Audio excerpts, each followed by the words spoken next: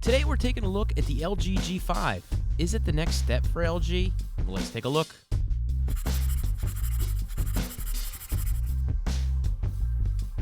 So the folks over at LG were nice enough to send me the LG G5 to take a look at. Now, if you remember, I did get the LG G4, and if you weren't following me then, well, this is how it turned out. LG has knocked this one.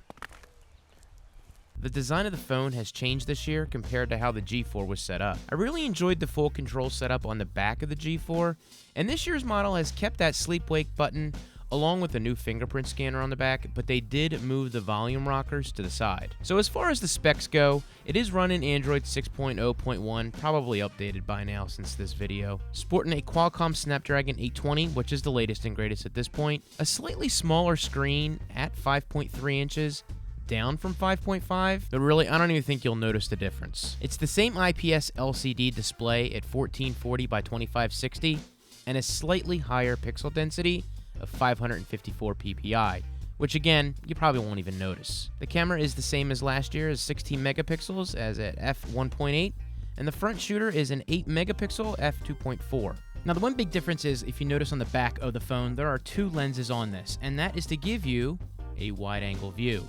So this is a really cool feature added to the camera itself, but it gives it a much wider view and a much wider angle for that. So moving on. Those are the specs that really stick out to me. Of course, if you wanted more of the specs, I will go ahead and list them down below for you. Now, of course, if you want to see a full comparison of the G5 and the G4, go ahead and hit that thumbs up button, and I'll do a camera and performance video. People are really hard on the phone to start with the almost metal look but not feel. I really don't have a problem with this since the last device was all plastic. It's certainly solid and doesn't feel cheap. And as well, some early adopters did have issues with the fit and finish, but I think they've got that pre-production phone as far as that went. The quality seems to be okay now. Of course, after my last go around, first thing I did when I got this was a screen protector, and I did a slick wrap skin, hopefully prevent any more of those issues. Now the skin on here I have is the Jon Snow skin.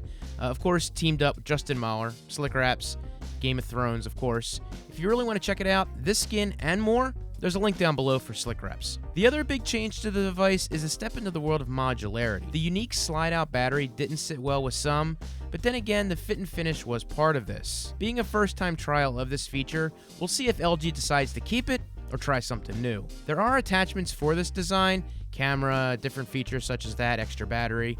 If I get my hands on them, I'll go ahead and try them out for you and do a video. I've always liked the idea of being able to swap out a battery instead of having to charge the device if it does get low. The ability to quick charge a device these days is always nice, and of course with the addition on this phone of USB-C, it charges even faster, but nothing beats being able just to swap out a battery and go. Now, I will be the first to admit, I'm extremely hard on my phone batteries, and it isn't uncommon for me pretty much to kill any phone by the middle of the day.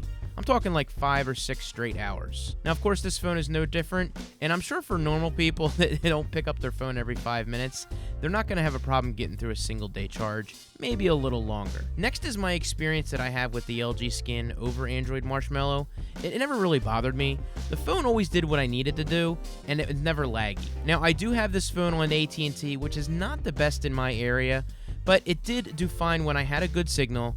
I could watch videos, browse the internet, or even talk on the phone. So that is my first general impression of the LG G5. Of course, I've been using it for a little while now, and I will do a full review for you guys. I hope you enjoyed this. If you have any questions, please feel free to hit me up down below.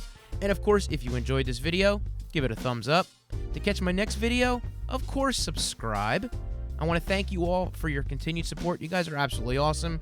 You all have a good one, and I will talk to you later.